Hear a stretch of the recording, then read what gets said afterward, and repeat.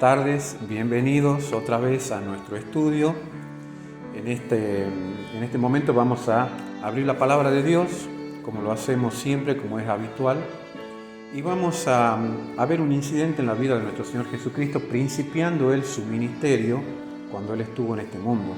Y para ello vamos a abrir el Evangelio según San Mateo, el capítulo 4, y vamos a hablar acerca de la tentación de Jesús allí en el desierto, cuando Él estuvo esos 40 días ayunando. Luego que Jesús se bautizó, subió del agua, luego de ser bautizado por Juan, allí en el río Jordán. El versículo 17 del capítulo 3 de Mateo dice: y hubo una voz del cielo que decía: este es mi Hijo amado, en quien tengo complacencia, o en quien me complazco. Luego que Jesús saliera o subiera de las aguas bautismales allí en ese río, se escucha una voz, y esa voz la escucharon todos, no solamente las personas que estaban ahí, sino que había otra persona que está incógnita, que no se la menciona y no se la ve, pero que la vamos a ver recién en el capítulo 4, y este personaje al cual hago referencia es Satanás. Satanás estaba allí en el momento, en ocasión del bautismo de nuestro Señor Jesucristo. Y él escuchó cuando el Padre decía de Cristo: este es mi Hijo amado, en quien tengo complacencia. Y entonces sí, ya entramos a nuestro estudio de esta tarde. Mateo el capítulo 4, el versículo 1 dice: entonces Jesús fue llevado por el Espíritu al desierto para ser tentado por el diablo. Da la sensación que el Espíritu de Dios lo lleva a Cristo a propósito y lo aventura y lo deja y lo deposita en el terreno de Lucifer para que Lucifer lo tiente. No es así.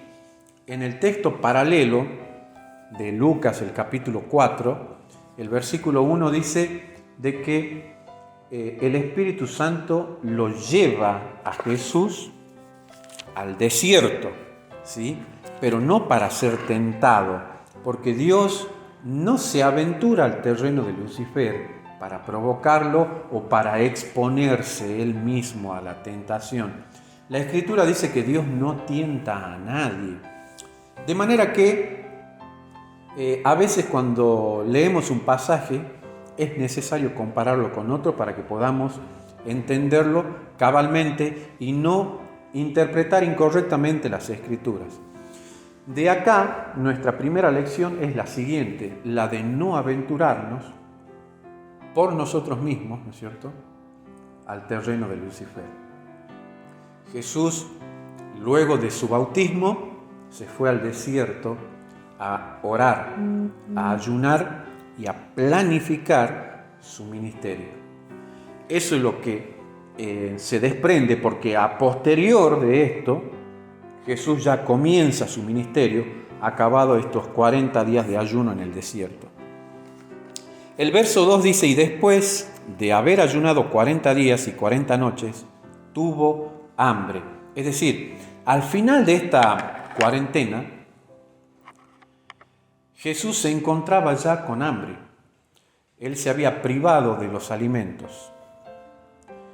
Y entonces fue en ese momento, hay dos ocasiones por lo menos lo que marca la Escritura, en donde Lucifer personalmente lo tentó a Cristo. Al principio de su ministerio, como es el que estamos analizando en esta tarde, y al final de su ministerio allí en el huerto del Getsemaní, cuando Jesús prácticamente agonizando, sudó grandes gotas de sangre, allí orando por toda la humanidad para entregar ya su vida luego que salió del huerto. A posterior de eso, Jesús fue crucificado. Y allí también fue cuando Lucifer personalmente, en los momentos de mayor debilidad y angustia de nuestro Señor Jesucristo, él se aproximó para tentarlo. Y este es un mecanismo que Lucifer siempre ha usado. Lo usó con Jesús y lo usa con nosotros.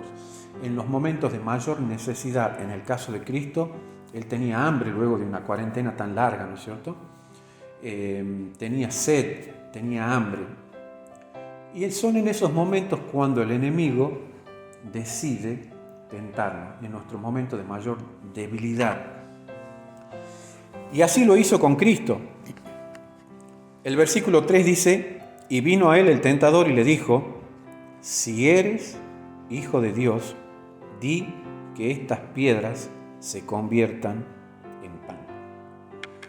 ¿Cómo descubrió Jesús que realmente era el tentador?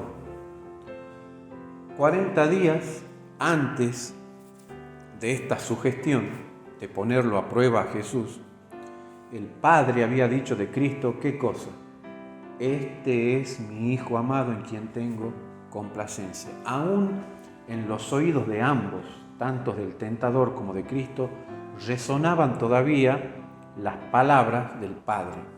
Sin embargo, otro mecanismo que utiliza Lucifer es el de clavar una cuña de duda. La expresión sí es condicional. Si eres el Hijo de Dios, di que estas piedras se conviertan en pan. Era la manera de hacerlo dudar a Cristo de su relación con el Padre.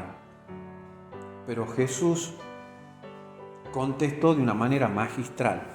La pregunta otra que podríamos hacer es ¿en qué podría haber radicado, ¿no es cierto?, el pecado, o a dónde estaba el inconveniente si Jesús tenía hambre en convertir las piedras en pan para satisfacer su propia necesidad. Bueno, Jesús mismo habría de explicarlo en el Evangelio según San Juan, de que Él no hacía nada por sí mismo. Él había venido a hacer la voluntad del Padre, por lo tanto habría de comer cuando el Padre se le indique. El mismo Jesús que enseñó por precepto a la hueste de Israel de que confíe en la providencia divina, de que Dios había de proveer a Israel en el desierto, y así fue porque durante 40 años Dios proveyó de agua y de alimento a Israel que caminaba por el desierto.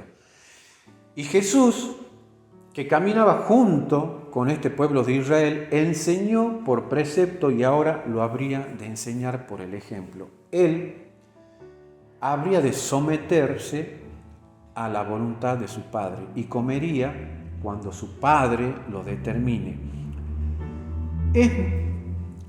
Hay una lección muy fundamental en este pasaje,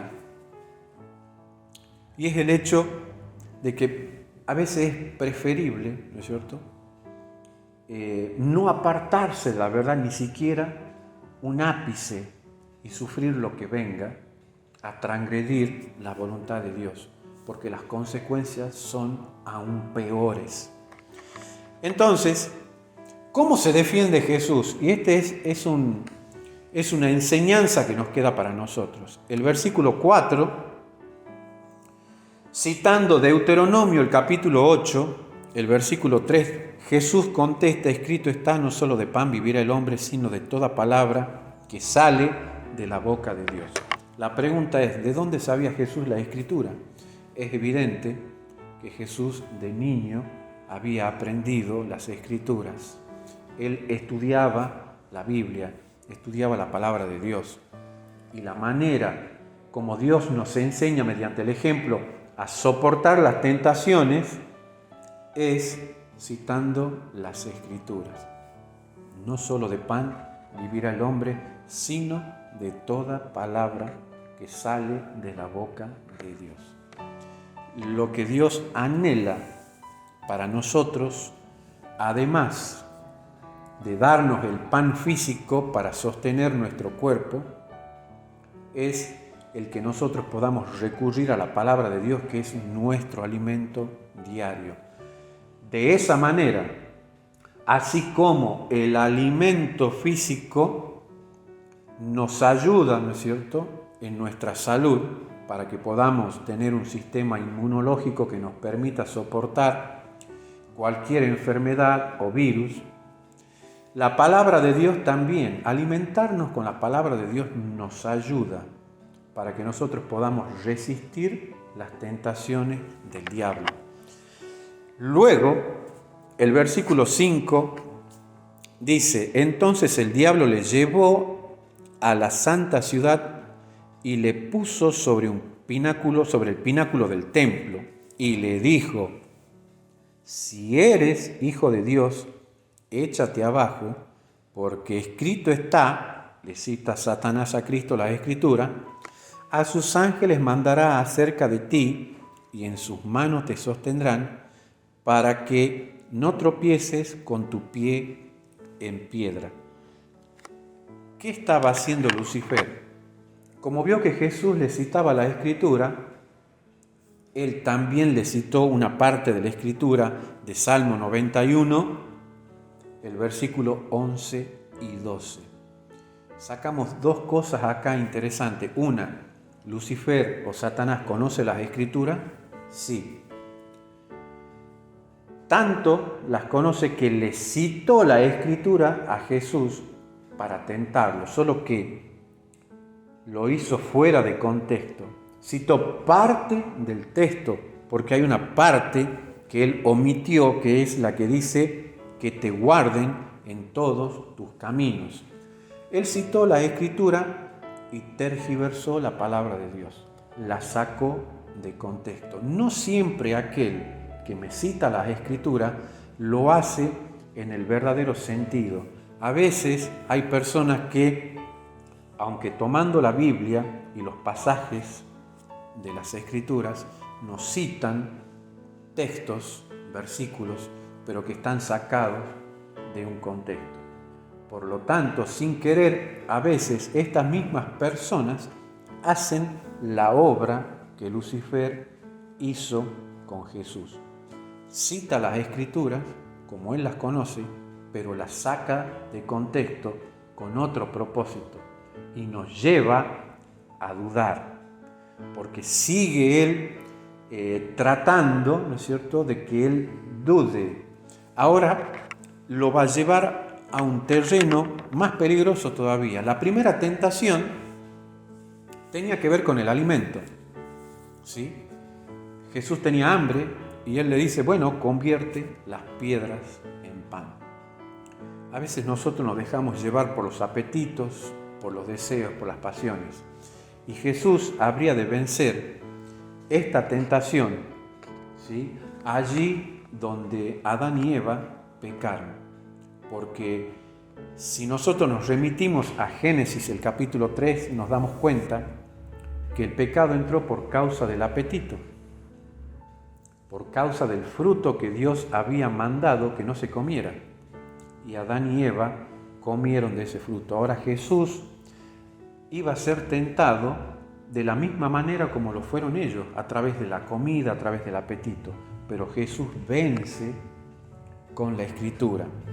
Luego Lucifer, ¿qué es lo que hace? Cita la Escritura, pero fuera de un contexto. Y va a ir mucho más lejos en el afán de que él se separe de Dios para hacer su propia voluntad, porque esta es la finalidad principal que tiene Lucifer, la de tentarnos de tal manera que nosotros nos olvidemos de Dios y de las promesas de Dios, que dejemos de confiar en su amor y en su poder para mirarnos a nosotros mismos y hacer nuestra propia voluntad y seguir nuestro propio curso de acción y nuestros propios deseos. La otra tentación, la última, que está en el versículo, Jesús responde en el versículo 7, esta propuesta de Lucifer de citarle las Escrituras fuera de un contexto. El versículo 7 del capítulo 4 de Mateo dice: Jesús le dijo: escrito está, no tentarás al Señor tu Dios. Jesús estaba citando Deuteronomio, el capítulo 6, versículo 16. No tentarás al Señor tu Dios. Y acá voy a hacer un paréntesis para hablar respecto de lo que es la fe, de lo que es la presunción. La fe se apoya y reclama las promesas de Dios. Pero cuando la persona se encuentra en el terreno en el que Dios la ha colocado. Porque si yo me aventuro a las vías del tren cuando el tren viene y cito todas las promesas de Dios porque Dios realmente es fiel y Él me lo ha prometido y Él me va a cuidar, y bueno, irremediablemente el tren me va a atropellar y seguramente voy a morir. Eso es presunción. La presunción es aquella que presupone o presume. Y en la vida cristiana no funciona así.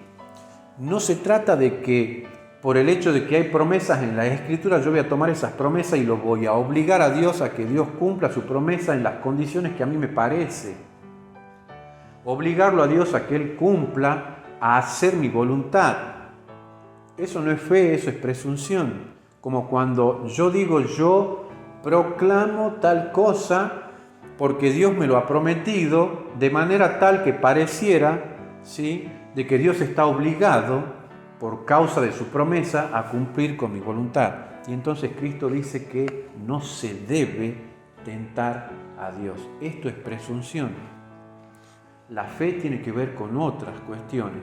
Tiene que ver cuando yo me pongo en el terreno en el que Dios me ha colocado y entonces ejerzo fe en las promesas porque estoy en el lugar en donde Él me ha puesto. No es que yo me aventuro a un lugar en donde Él no me ha colocado. La última tentación dice lo siguiente, versículo 8.